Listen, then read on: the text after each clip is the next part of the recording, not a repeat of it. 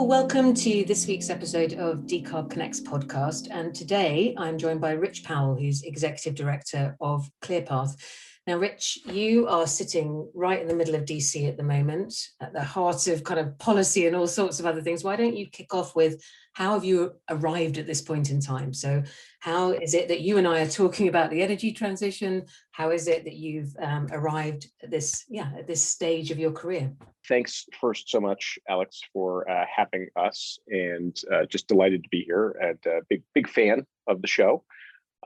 So going back a little bit, my background is at the intersection of law and policy and business and innovation and sustainability and clean energy. And so I was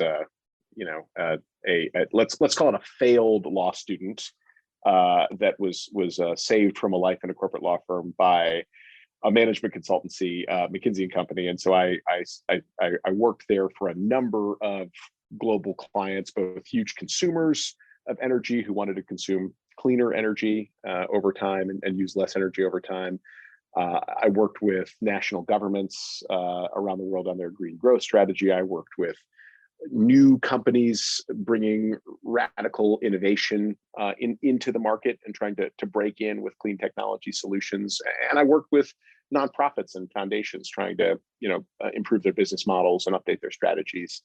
And I was fascinated in this topic, in this space, and particularly how we can do more to unleash the energies of the private sector and innovators, and what role policy can play in that. And then I got a call that there was this entrepreneur in North Carolina who had just sold his company and was setting up a new foundation, and he needed some help in setting it up. And so I went and I did the typical consultant thing and served him for a while, and then, as consultants often do, I never left. And so we sort of built this thing together. That's Jay Faison, the founder of ClearPath, a wonderful guy, super thoughtful, strategic philanthropist, and very, very passionate and committed to clean energy and climate change, and a lifelong conservative Republican who also wanted to see a set of solutions owned by the right of center, coming from the right of center, so that we could ideally kind of resolve this vast tension that perhaps continues in U.S. politics, although it's been improving quite a bit around solutions for this. And so we've built an organization together in ClearPath and ClearPath Action and sort of our other related entities that focuses on this issue, on how we use conservative principles and conservative policies to unleash clean energy innovation in both the power sector and the industrial sector. And we've now built a team here in DC with really deep legislative and government affairs expertise. I think we've got 80 years plus and counting of sort of Capitol Hill time, a number of folks who were chief of staff of conservative members' offices, folks who were working in the Department of Energy in the previous administration, and many others who bring just the very specific DC policymaking skill set to bear on this issue. Yeah, it's an interesting kind of cross-section between point in time policy and the issue, isn't it, that you're sitting in, I think, because a lot of the kind of conversation sometimes appears that it's somehow only an issue that one side of the aisle cares about. And it's clearly not true. It's not true in UK, it's not true in Europe, it's not true around the world. It's just the methodology and the route to solving it that obviously presents different views, right? So it must be an interesting time also for you, because the thing we hear most from industry, I suppose, is we are waiting to see what policy drivers are going to help us do this without blowing up our workforce or our product lines or whatever else. So you're also at the sharp end of that, I imagine, from a policy perspective. So interesting.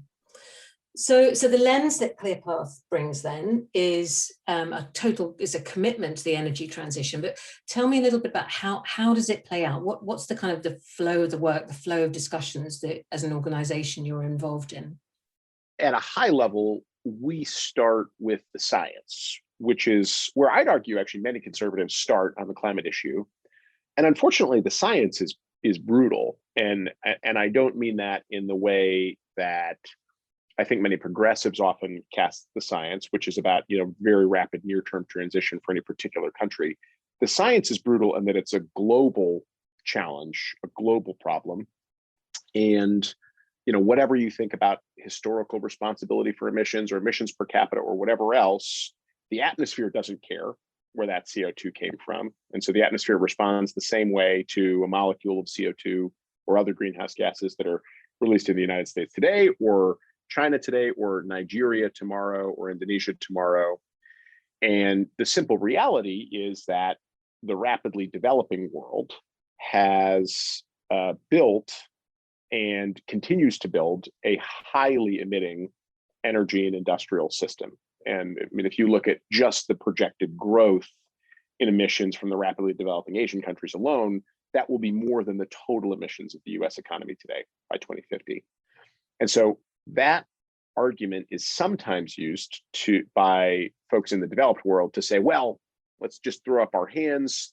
There's nothing that can be done about this problem. The developing world is going to sort of swamp the atmosphere with all of its emissions.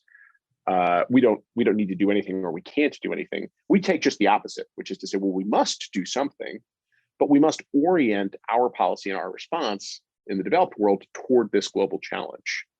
And so the real challenge in our mind is less how does the developed world decarbonize as rapidly as it can, although that is important. The bigger challenge is actually, well, how do we make sure that the rapidly developing world develops with a totally different emissions trajectory, totally different, in my old world, I would have said carbon productivity than the developed world has today. And that is really a technology question, right? So if you look at what so much of the world is building right now, obviously people are putting in place a lot of renewable technology, and that is terrific. And side by side, many, many countries continue to build an outdated subcritical coal technologies, because those are things that are extremely reliable, well-known technologies that are very, very affordable, even for a rapidly developing country to put in place, and that a politician working in a single electoral cycle has high certainty they're going to be able to, fulfill their pledge to decarbonize the whatever, not to decarbonize, to electrify the whatever, the region, the province, the city, on a timeline that they can really expect, 18 to 24 months. A lot of that is being financed by China and the Belt and Road Initiative, and that is a very unproductive thing from a global climate perspective. So they've so far financed, I believe, more than 100 gigawatts of new coal technology in the developing world. And again, a lot of that not even good Chinese supercritical, rather efficient coal technology. Much of it is subcritical, very outdated technology, just because it's so cheap. And many countries like Pakistan, for example, are prioritizing cheap electrification over low carbon or even efficient or low or good air quality performing electrification. And so that's a real challenge. What we have not provided to the world, to the Pakistans and Nigerias and Indonesias, is a better mousetrap. We have not provided them something that is as affordable and high performing and predictable and quick to build as a Chinese turnkey financed subcritical coal plant. And that's the challenge, right? That is the nub of it. We need to provide something that is a drop-in substitute, a like-for-like substitute for that also has no emissions or very, very low emissions. It's possible that renewables can be that thing if they're combined with long-duration storage technologies, although that works in places that have great renewable capacity or a lot of free and open land, and that's not all of the rapidly developing world. If anybody's ever visited Indonesia, where I used to live, there's not a lot of open land on those 12,000 islands. They're a lot of them are pretty small and pretty tightly packed with people. And the same is true for a lot of Southeast Asia or South Asia.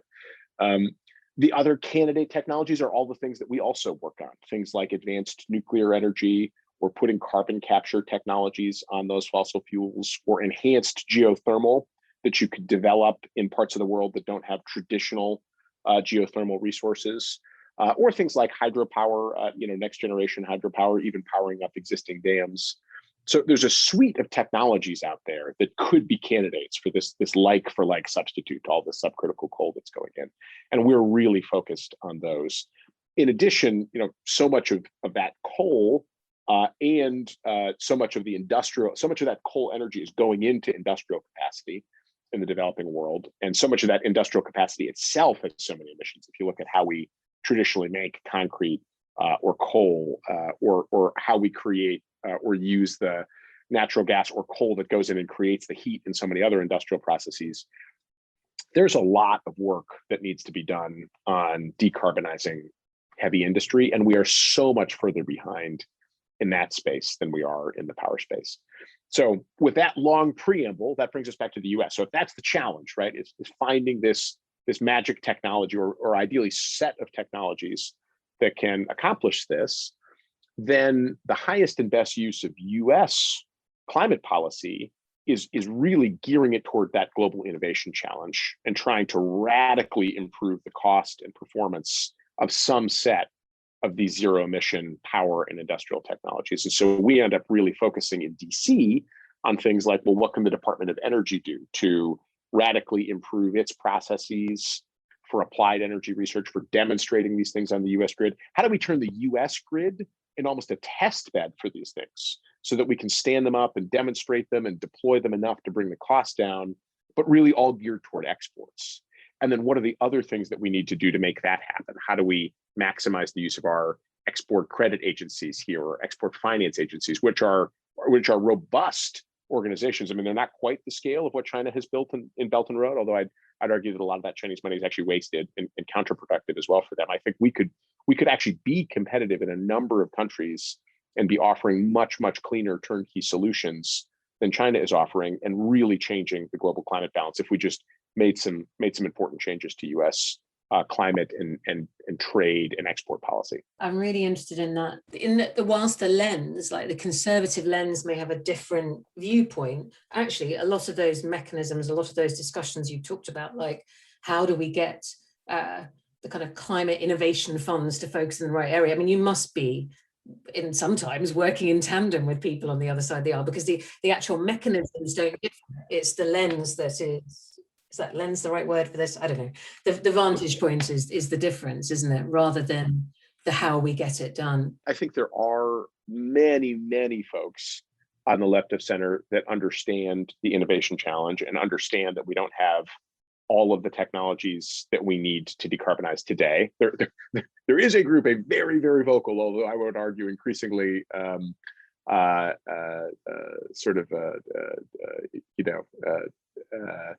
less respected group, perhaps on the far left, that continuously says we have every single thing we need today, and all we need to do is just have more passion and higher ambition and more focus, and just need to deploy what we have.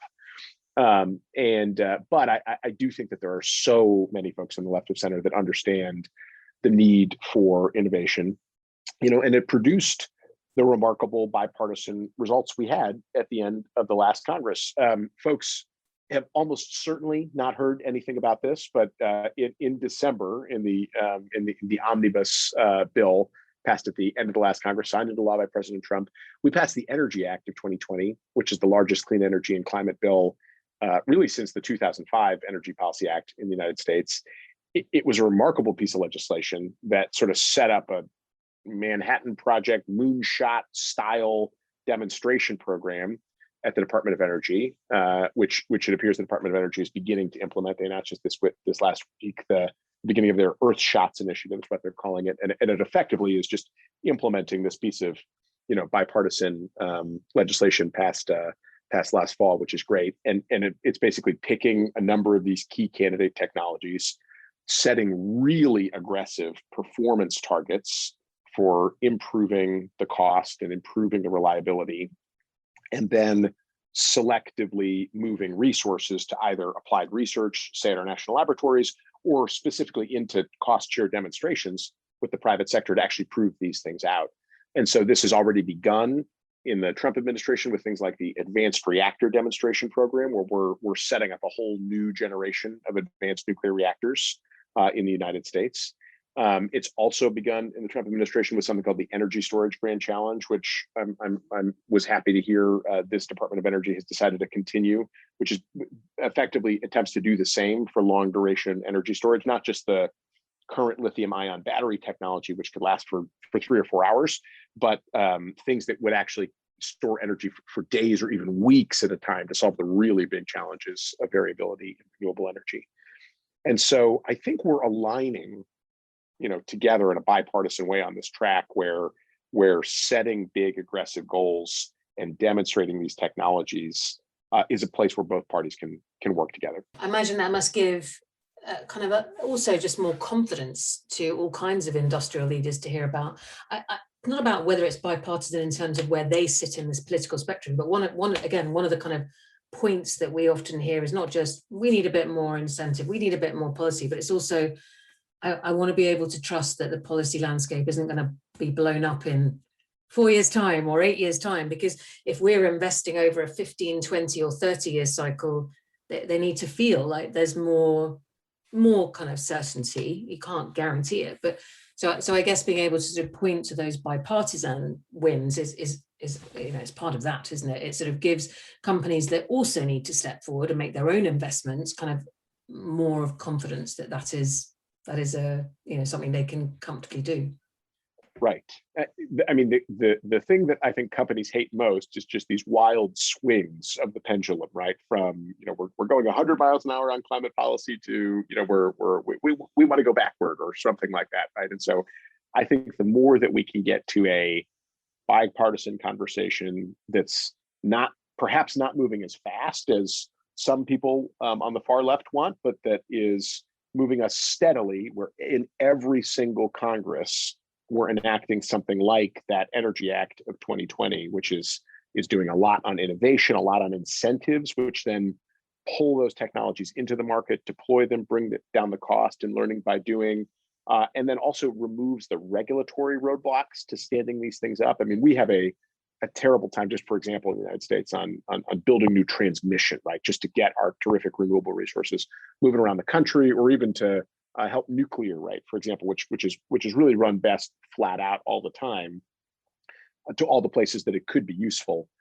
And that is largely a problem of our own making. It's not that we don't have the transmission technology. It's not that the finance doesn't exist there. I mean, there are hundreds of billions of dollars in clean finance ready to be deployed in the United States. There have been these recent studies by the Lawrence Berkeley National Lab in the US that our interconnect queue, if you will, which is this huge mass of projects that have applied to get onto the grid and supply power is literally taking folks 3 or 4 years to get into, if they ever get into it, and only a fraction of the projects that enter that interconnect queue ever get connected to the grid. And that's in large part due to the issues of siting both the transmission and the interconnects that would allow those projects to connect to the grid, and then citing the projects themselves due to some of the laws and the environmental restrictions we have in citing things in the U.S. And so that also, I think, is an area of very bipartisan concern and bipartisan consensus, that we've got to find a way to build clean things faster in the U.S. if we're actually going to deploy these at scale and bring down the cost. Yeah, and that also again comes back into the point you were making at the start, which is this is about partly about the creation of an export market as well. Like if we can speed up that process of innovation and deployment and the test beds in your case in the US, in our case, in Europe or wherever we may all be listening from at this point in time, then that is then what leads to the next big momentum push, which is when it becomes a real kind of outward push of, right, there is a clean tech market. Let's go for it. Let's make it a national export. And I mean, if you look just at the example in the United States, we have made in absolute terms more progress on reducing emissions of a very large developed economy than anybody else in the world. I will say I think in relative terms, the UK may be ahead of us, because I think the UK has a pretty remarkable, very bipartisan. You got consensus, right? Again, nasty fights over what to do. But consensus that something ought to be done between all parties, led by conservative governments over the past couple of years. The US has made an enormous amount of progress, particularly in decarbonizing our power sector. And that wasn't due to any kind of top-down regulatory measure in the United States. That's because we found a better mousetrap. We put an enormous amount of applied research and development into the various technologies which enabled our shale gas revolution. So things like diamond-headed drill bits and horizontal drilling and hydraulic fracturing and 3D seismic imaging. combined with the combined cycle natural gas turbine, which is an extremely efficient way, extremely low emissions way to generate electricity very flexibly from cleaner fossil resources in the form of natural gas. And once this was available on the grid, it blew past all expectations for what a top-down regulatory program could have done to decarbonize the US power sector. I believe that we are still outperforming what would have happened in the US emissions sectors had the Waxman-Markey cap and trade bill been passed in 2009. And that's because we had this remarkable innovation which rapidly drove down the emissions of the US power sector, so much so that even though some other sectors' emissions have modestly increased, the total aggregate US emissions have declined pretty substantially over the past decade. And so it shows that when there's a better mousetrap, markets and capital will rapidly move to that thing. We just need that thing to be 100% clean, right? So natural gas is a lot better than the traditional fuels that it was displacing, but it's not zero emission. So we need to get to something that's zero emission. And there's no reason to believe that we couldn't have something that's 100% clean or very, very clean, that's not a better performing technology, even than today's unmitigated combined cycle natural gas. I mean, we have instances. I mean, China right now is building light water nuclear reactors at $2 a watt. I mean, that is a world-beating kind of cost target, and probably would beat even U.S. combined cycle natural gas if we could build it that cheaply in the U.S. We can't build as cheaply as they are in China. There's probably concerns about how cheaply they're building those reactors. But it shows there's no law that high emitting technologies have to be cheaper than low emitting technologies. So let's sort of switch focus a bit. So your mission is to sort of help shape the policy and activities around these things we're talking about. Obviously, you're dealing with industry, with technology, with members of Congress and all kinds of other lawmakers as well.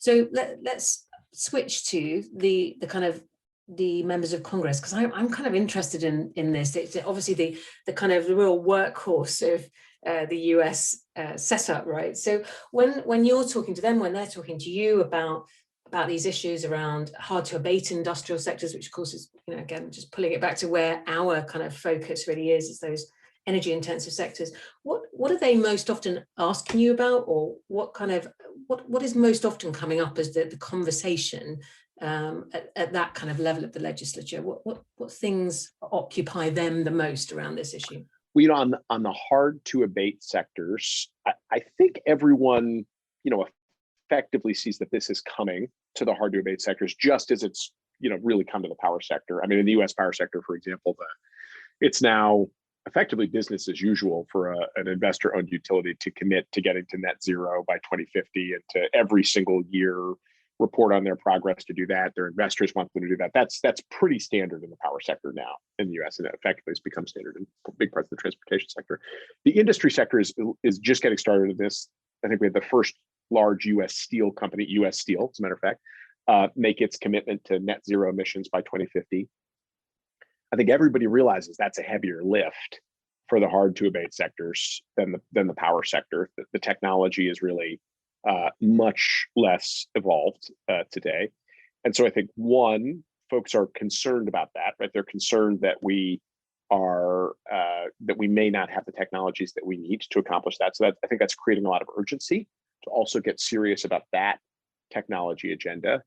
And I mean, the good news is we understand the broad strokes of that. I'll just take steel for an example. I mean, you can either capture the carbon that comes off of a steel plant, or you can use a different way to supply a steel plant with the really high temperature heat and reduction agents that coking coal supplies. And so you can do that with clean hydrogen, for example, or you can make steel in an entirely different way, in the ways that some of these really innovative companies like Boston Metals in the US are proposing to sort of electrochemically reduce steel at high temperature, but to do the whole thing with even primary reduction of steel with electricity as opposed to with blast furnaces, which would be a pretty extraordinary breakthrough if they can prove that at scale.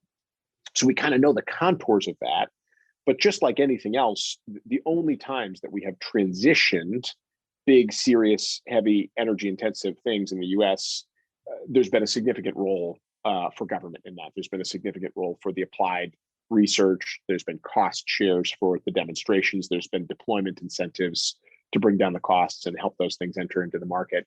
And so I think there's an understanding that there's going to need to be a government role for all that. And then as well, there's a big concern about the trade exposed industries like steel. Because remember, it's not like you can just, unilaterally decarbonize US-based steel production and actually expect that to have an impact on global emissions, right? It can be like squeezing on one end of a balloon, right? Where, you put heavy duty top down regulation, for example, on US steel producers, and that trade exposed industry can just very easily shift its capacity on the global supply curve for steel over to production from, devastatingly inefficient, high carbon intensity, Chinese blast furnaces.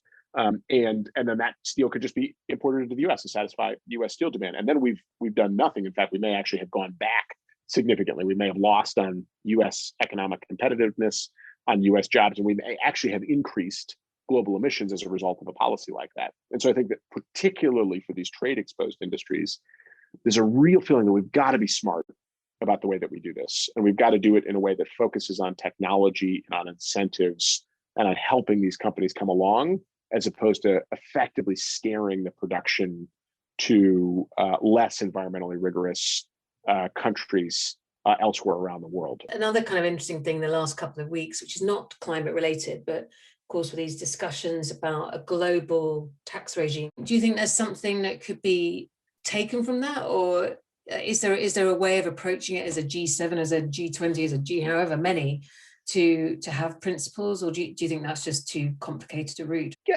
I think that those kinds of things are possible. The kinds of agreements that I've always thought would have promise were the sorts of things that were launched back in the second Bush administration, most of which sort of petered out, unfortunately, in the Obama administration, but one of which, the ICAO agreement, sort of global sectoral agreements, if you will. So, the global airline industry, probably the very definition of a trade exposed industry, right? I mean, if you increase the cost too much on, I'm making this up, on Emirates, it's pretty easy to switch over to Etihad or to Turkish Airlines or whoever it is that will get you from Europe to somewhere in East Asia economically, right? So they've come together as a global industry and sort of, I think, set of government agreements to sort of all agree that they're going to reduce their emissions together, at a reasonable pace. And you could imagine global sectoral agreements like that. And then maybe there's a result of some kind of enabling tariff regime, or even just reductions in existing tariffs for the cleaner stuff. I think that there's a lot of economic effect that could be had from that sort of thing. I think the key is just to realize that these are really, in some sense, these are global liquid markets for a lot of these commodities, and that unless you've got it all or most of it covered under your regime, you can just be squeezing on one end of the balloon. So when we were in preparation for doing this, we were talking about what right policy means, right? This idea of what's the right policy for anything. And you said, like a really succinctly, something that was interesting, which is what the right policy is the one that leads to the investment in decarbonisation tech that we need. So, so what are some of the policies that are emerging? I know you've referenced the Energy Act and the legislation that went through late last year. There are obviously other things on the table, things you may be discussing, but if you had your checklist, your wish list of things you'd like to see and the things that you already think are serving that purpose of driving investment. Well, I'll say four things: demonstrating the advanced technologies. I'll say more about each of these. Providing the smart incentives that allow for the early deployment. That regulatory reform that I think can get a huge amount of additional capital off of the sidelines and into building these things, and then the export assistance. And so on the demonstrations, we have a lot of the policy, the enabling policy we need set up by the Energy Act. But unfortunately, at least in the US policymaking system, something like that is only the beginning of the journey. The people that actually write the checks to implement those things are a different set of committees at an annual process.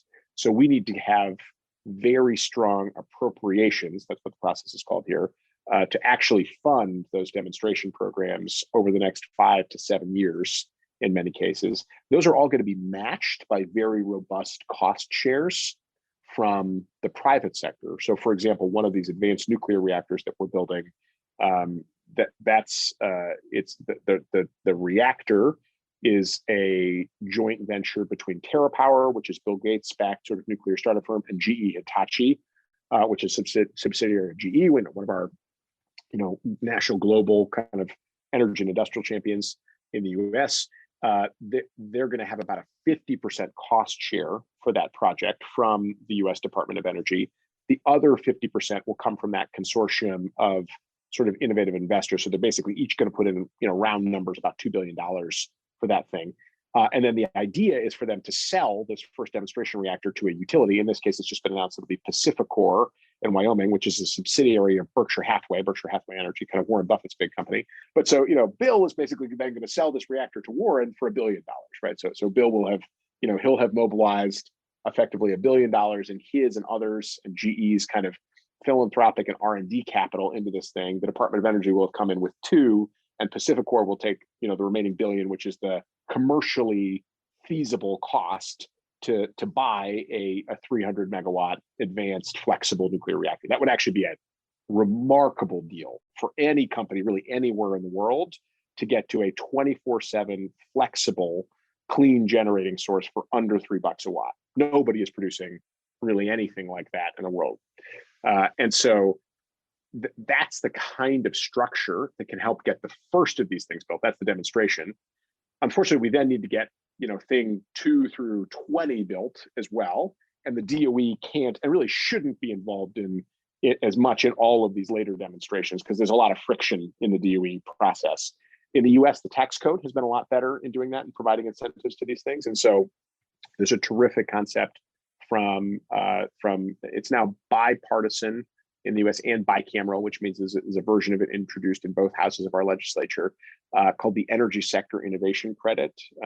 Republican leader Mike Crapo, who's the ranking member on our finance committee here, is the lead in the Senate, along with Senator Whitehouse from Rhode Island. He's a sort of real champion on climate policy.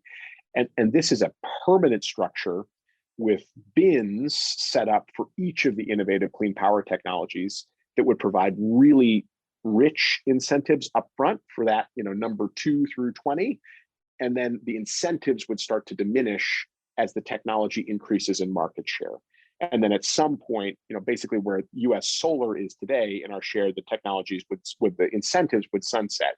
And then we would see whether the technology is mature enough and cost effective enough where it can actually compete in the US power sector by itself, which is a pretty good test for whether it could compete elsewhere around the world. We've got a pretty punishing and competitive power market here in the US.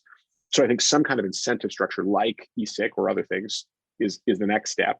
The third step, as I mentioned earlier, is making sure government gets out of the way of all this stuff and that we can actually site and permit and transmit the clean electricity that results from these projects in a really expeditious way, much, much more quickly than we do today. So no, 3.5, 4.5 year average, waits just to get through an environmental permitting process. No interconnect queues that mean only 20% of the projects actually get through and come to fruition. We've got to get to much, much faster siting, adjudication of issues, much higher rates of actual project completion from what folks have come to. And a lot of that just has to do with better and more efficient management of the permitting process in the US. And then last, and just as importantly as everything else, the export credit is really quite important. The US inflicted a grievous self-inflicted wound in sort of stepping back from the export credit game through much of the 2010s in not reauthorizing our Export-Import Bank, which is our major export credit agency, and it allowed folks like you, folks like Europeans, and the Chinese to sort of eat our lunch in export credit. There is no major energy infrastructure built and invested anywhere in the rapidly developing world without somebody's sovereign guarantee going into that project. So if it's not a Chinese sovereign guarantee, it's a French or British or German sovereign guarantee going into the back end of that. And so the US basically isn't even we can't even think about competing for that new offshore wind farm somewhere, or that new advanced reactor in Saudi Arabia or somewhere, unless we have a really active and functioning export credit agency in the US. I'm happy to say we now have that again in the US. It's been reauthorized. We're back in the game, and we started financing major US technology export projects again, which is good news. We could do more. We could focus that export credit more squarely on clean energy exports around the world, and that would require congressional authorization as well. So in a wrap up, really useful to hear, I guess, well, a number of elements there. One, that there is activity on both sides of political spectrum, that's kind of charging at the same thing. Yes, from maybe different vantage points, but certainly with very similar mechanisms and some different ideas, I know, but really interesting to hear that. Really interesting to hear the kind of that concept of the export market come into play, because I sort of feel in a whole load of areas around this that is the key, is to get this to a point where it's seen as a competitive advantage, where it's something that can be pushed out to the ever-growing market for these technologies. And that to me sounds really interesting. And yeah, very useful to hear those kind of 4 levers for the kind of financial markets around this as well. So one last, I guess, question or comment from you. What is it that you're expecting or hoping to see in the short term, next 12 months? Are there sort of discussions in play or ideas that you're kind of interested to see take a bit more root? What are you looking forward to in the short term? Yeah, well, I think we're entering a very active policymaking season in the US here, and sort of unclear how that will set up. There's remaining talk of bipartisanship. There's consternation about the talk of bipartisanship. I maintain a lot of hope in bipartisanship in this process. People are perennially in DC cynical that anything can get done and can get done in a bipartisan way. And for example, they were cynical right up until the final days that the Energy Act would be passed or included in the year-end energy bill last December, and yet it was, right? And interests came together, and folks got aligned, and people made deals, and nobody was, terrifically satisfied with the final outcome, but everybody got something that was really important to them and to their states and their constituencies, and and their interests in how to take on climate and economic policy. And so I'm hopeful that something like that can come together again. That could have a lot of different forms and structures here in our process. There's pretty clear consensus on the need for some kind of a big infrastructure push in the US. I mean, we just have, forget clean energy for a minute. We just have a crumbling US transportation infrastructure. We need an injection in that. That's very bipartisan. And so I think there's hope that if that moves through in a bipartisan way, there could be things added to that or included in that, which also take on energy infrastructure. We would define a lot of these demonstrations of new clean energy technologies as infrastructure. I think that permitting reform discussion could certainly come along with that infrastructure discussion. So that's one big vehicle. Another big vehicle is just we need to fund the government, as we do every single year. It's kind of the don't do it every single year, but most years we fund the government. And so taking advantage of that opportunity to make sure that we're implementing the Energy Act and investing deeply in all of these clean energy R&D demonstrations is another big opportunity. And very often there ends up being a tax or incentives component added to those annual spending bills. And so I'm very hopeful for opportunities for things like that energy sector innovation credit to come along with something like a year-end spending deal here in the U.S. And those are sort of by necessity, by rule, bipartisan in the U.S. So I have a lot of hope for that. I'm one of the few sunny people that's got a lot of hope for bipartisanship in the U.S. right now. But I think the opportunities for big deals are out there. Really useful to have you join us. Thank you very much. Well, really appreciate you having me. This was fun.